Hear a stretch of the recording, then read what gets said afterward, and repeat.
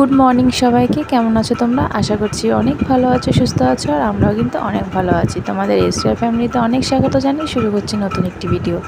তো সকালবেলা উঠে ঘর দুয়ার সব ঝাড়পোছ দেওয়া হয়ে গেছে। ছেলেকে সকালে খাওয়ালাম, খাওয়ানো দাওয়ানো করে তারপরে দেখো জিনিসগুলো একটু মুছছি।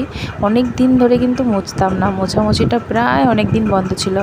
তো দেখো আবার কিন্তু শুরু করেছি মোছামুছি। নাহলে না এত ধুলো পড়ে, আর এই গরমকালটা বিশেষ করে বেশি ধুলো পড়ে, শীতকালটা কম পড়ে। কারণ পাখা চলে তো পাখায় না ধুলোগুলো সবসময় উঠতে থাকে আর জিনিসগুলোর উপরে পড়ে। শীতকালেও যে নোংরা হয় না তা না, হয়, অল্প হয় আর কি। তো দেখো মোছামুছিগুলো আর কি করছি। এবার জিনিসগুলো মুছলে পর জিনিসগুলো বেশ চকচক করে, দেখতেও ভালো লাগে আর মনটাও কিন্তু শান্তি লাগে।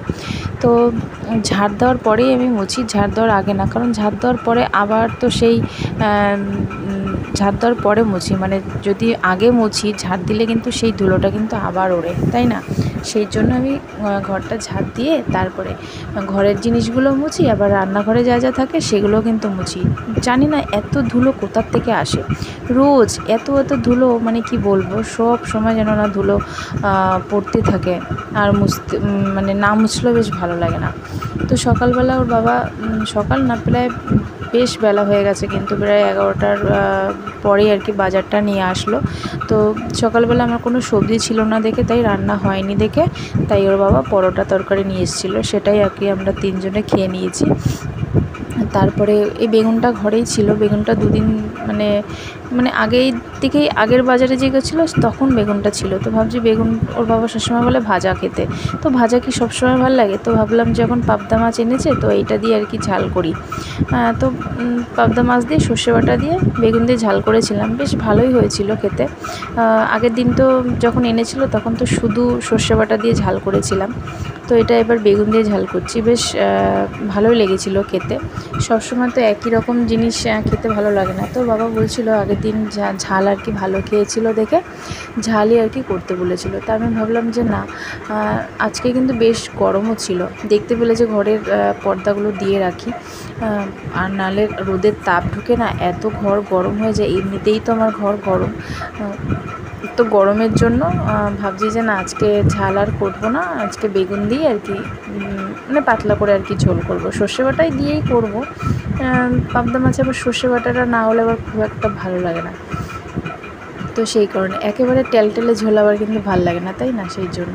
তো দেখো আমার ছেলেকে ক্যামেরার সামনে একদমই আনতে পারি না, কারণ ওর খুব গরমে কষ্ট হয় দেখে সারাক্ষণ খালি গায়েই থাকে। তো আজকে একটু ওয়েদারটা ঠিক আছে দেখে জামাটা আর কি পরালাম, সেই জন্য আর কি। আর ও দেখো যখনই ক্যামেরাটা অন করি ও একদম তাকিয়ে থাকে, মানে নিজেকে দেখতে পায়। ও তো মানে বোঝে না যে এটা আমি বা কিছু, ও মোবাইলটা ধরে না হামি খেতে যায়। তো এই করে নিজের আয়নায় যখন ও মানে ওকে আয়নায় দাঁড় করানো হয়, মানে আমার যে আলনাটা আছে না, ওইখানে যে একটা আয়না রয়েছে, ওইটা ধরে ধরেও এখন দাঁড়াতে পারে। ও এখন সব কিছু ধরেই আর কি দাঁড়ানোটা শিখেছে, এখনও হাঁটা শেখেনি, শুধু ধরে দাঁড়াতে পারে, এখনও একা একা দাঁড়াতেও পারে না। তো ওই যখন ওই আয়নাটা ধরে দাঁড়ায় তখন ও নিজেকে নিজে দেখতে পায়, তখন কী করে জানো তো, ওই আয়নাটাকে ধরে হামি খেতে যায়। ও ভাবে হয়তো ওর মতনই কেউ। তো যাই হোক, বাচ্চাদের মন, তাই না? ওদের মন ওরাই বোঝে, ও কী বোঝে সেটা ওই জানে, আমরা যেটা বুঝি সেটাই আর কি বলি।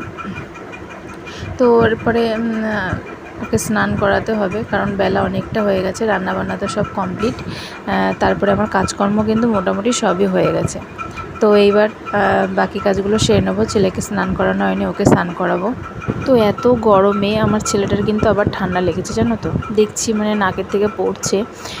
এত গরমেও যে ঠান্ডা লাগে, মানে কি বলবো, আমার ছেলেটার এত মানে কি বলো তো, মাঝখানে এত গরম, তো তোমরা তো জানো যে এত গরম, তো এই গরমেও এত জল ঘাটা শিখেছে জানো না। স্নানের গাবলা যখনই ওর সামনে নিয়ে আসি, মানে ওর সামনে কেন, দূরে থেকে যখনই আনবো ও এত ছুটতে দৌড়ে আসবে ওর গাবলা থেকে, এত জল ঘাটতে ভালোবাসে, কি বলবো।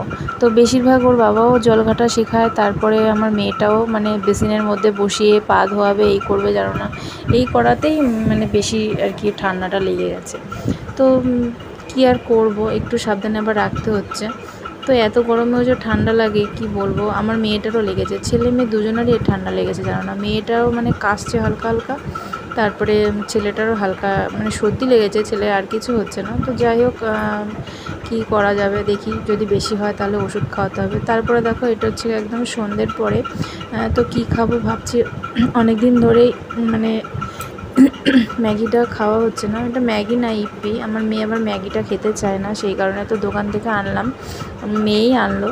তো ভাবলাম যে তাহলে একটু ইপি করে নিই, তো মেয়ে আর আমি দুজনেই খেয়ে নেবো। তো সন্ধ্যাবেলা হলে পরেই খিদে পায় দুজনারই, আমারও মেয়েরও। তো ছেলের খাবার তো থাকে, ছেলেকে তো খাওয়ানো হয়। তো এবার আমরা বাকি পড়ে থাকি আর কি। তারপরে ভাবলাম যে তাহলে যা অনেক দিন খাওয়া হয় না, তাহলে দোকান থেকে নিয়ে আয়, তো করে দিই, তুইও খা আমিও খাই।